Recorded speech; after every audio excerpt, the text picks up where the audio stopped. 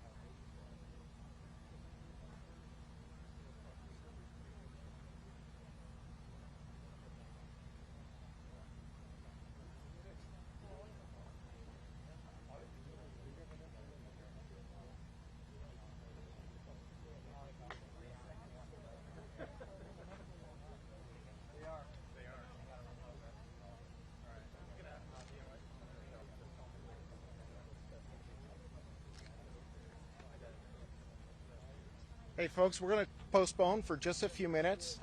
Our helicopter is going to take off for an emergency and it's going to get really loud here in a couple minutes. So we're going to wait until they clear and then we'll start. I apologize for that. It'll take just a few minutes.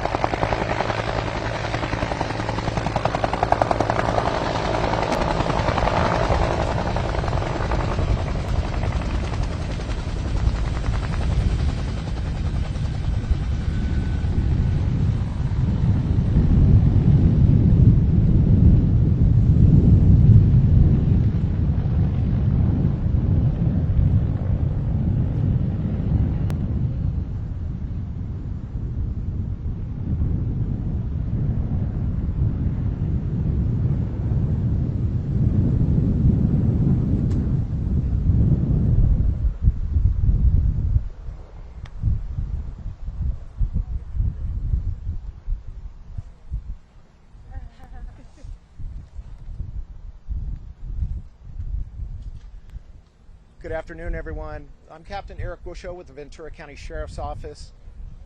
This morning, we began day 6 of the search operation for Naya Rivera. And as you know, this morning, we recovered a body out of the lake.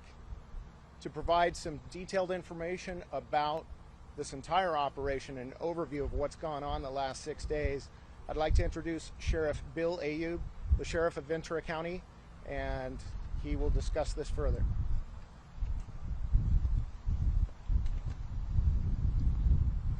Good afternoon. Thank you for being here with us today. As you know, since last Wednesday, we've been here at Lake Piru searching for Naya Rivera, who was reported missing. Each day we've utilized dozens of personnel on watercraft and helicopters with unmanned aerial systems and on shore, conducting a methodical and comprehensive search. Today our search teams have recovered a body in the lake. Based on the location where the body was found, physical characteristics of the body, clothing found on the body, and the physical condition of the body, as well as the absence of any other persons reported missing in the area, we are confident the body we found is that of Naya Rivera. She was found in a northeastern portion of the lake, near the surface of the water. The depth of the water in that area is between 35 and 60 feet deep, and there's heavy brush and trees on the lake bed there. As you can imagine, it has been an extremely difficult time for her family throughout this ordeal. As fathers, mothers, sons, and daughters, our hearts are with them, and we share in their grief for Naya's loss. We've been in direct contact with the family throughout this entire time, and we've kept them updated on the progress of our search efforts throughout. Our hearts also go out to Naya's many friends and fans who have been holding out hope for the best over the past few days. Detectives from our Major Crimes Bureau began working this case from the onset. Their work on this case revealed there was no indication of foul play and no indication this was a suicide. Moving forward, Naya's body is being taken to the Ventura County Medical Examiner's Office in Ventura, where an autopsy will be performed and a positive identification will be made through the examination of dental records. And just to share with you a recap of this incident and our response to it, on July 8th, 2020, last Wednesday, Naya Rivera came to Lake Piru and rented a pontoon boat at the dock. She and her 4-year-old son left the dock at approximately 1 p.m. and headed toward the northern portion of the lake. We identified specific areas they visited that day by looking at the shoreline features in the background of FaceTime videos when she was chatting with family members while out on the lake. We know from speaking with her son that he and Naya swam in the lake together at some point during their journey. It was during that time that her son described being helped into the boat by Naya, who boosted him onto the deck from behind. He told investigators that he looked back and saw her disappear under the surface of the water. Naya's son was later found asleep on the boat, which was adrift in the northern portion of the lake known as the Narrows, when a leasing agent searched for the watercraft, which was overdue for return. The young boy was wearing a life vest when he was found, and he was wrapped in a towel. An adult-sized life vest was found on the boat. Several witnesses who were at the lake that day have been identified and interviewed by sheriff's investigators. There were 3 other rental boats on the lake that day. All of the people in each of those boats has been identified and interviewed. They had seen Naya's boat at different times and in several different locations during the window of time she was out on the lake. Those witness statements helped our teams focus their search in the northern and eastern portions of the lake.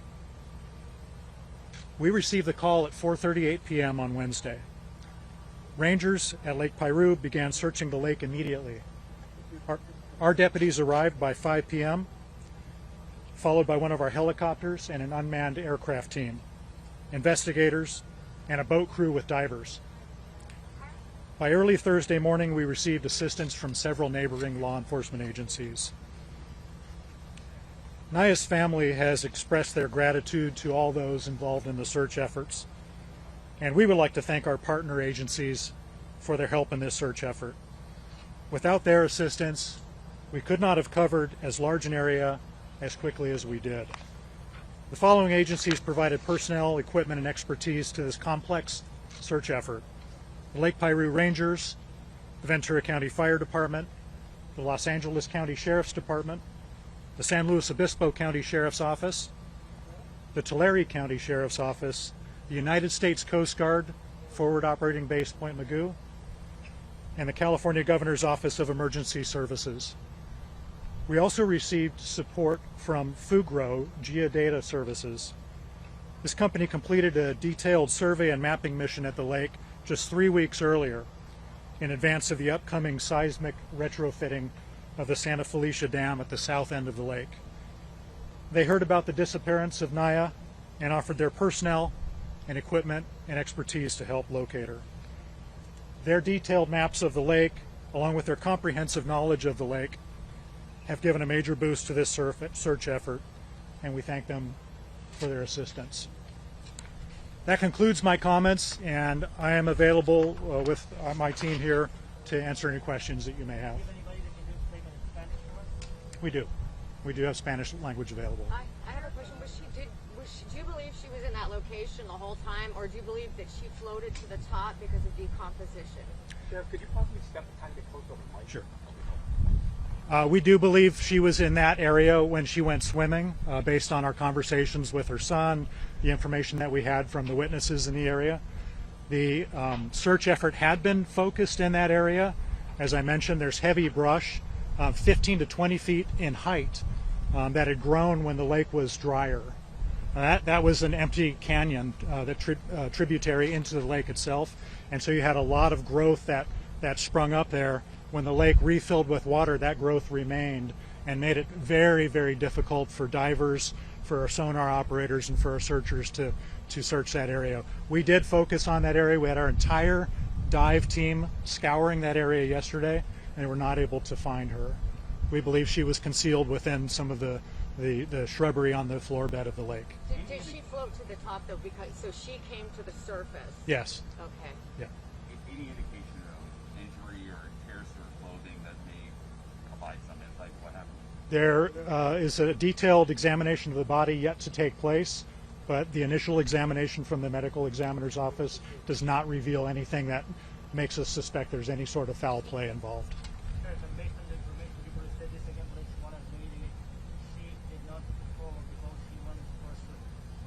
She went for a swim with her son. That's correct. Life jacket? Sure.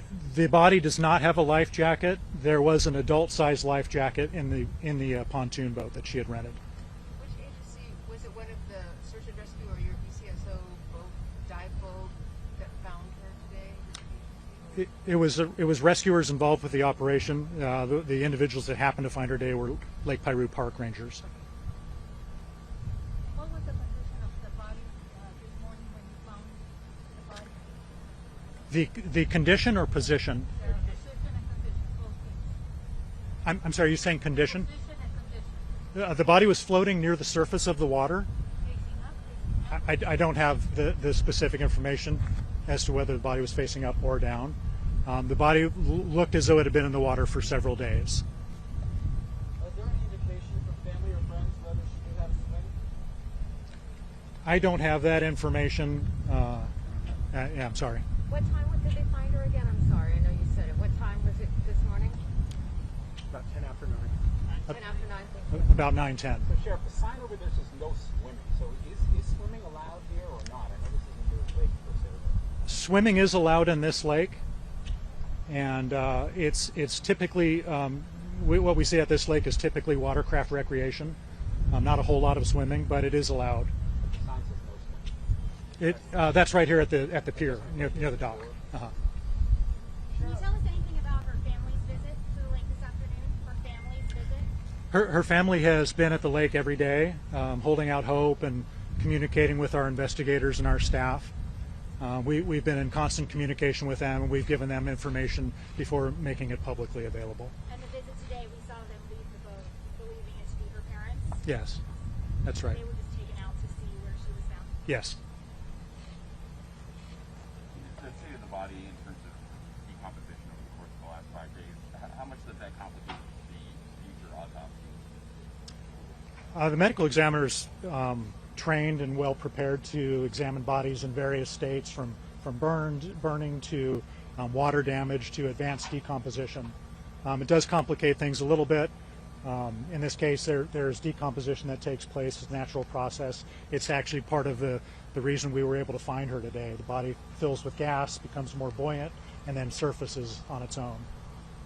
So I don't anticipate there'll be any problems conducting a post-mortem autopsy. Sheriff, you indicated that according to your knowledge, she went for a swim with her son. Do we know how he was able to make it back into the boat, and how come she didn't, if that is the case? It would be speculation to say at this point. There are a lot of currents on the lake that appear particularly in the afternoon. We believe it was mid-afternoon when she disappeared. The idea perhaps being that the boat started drifting, it was unanchored, and that she mustered enough energy to get her son back onto the boat, but not enough to save herself. Do we know for a fact that the son went into the boat? Yeah, the son was in the water, yes. We can get somebody who can talk to us in Spanish? We do have a Spanish interpreter. Are there ladders on those rental boats? I can't tell. There are ladders on the boats, yes. They're designed for swimming. Okay. All right. Thank you very much. Thank you, everybody. That concludes the press conference. Yeah, we're going to get you taken care of for Spanish media. Do you want to do that up here, or? That'd be easier, bro. Okay. Do you want to come up? Sorry, I need to grab my mic really quick.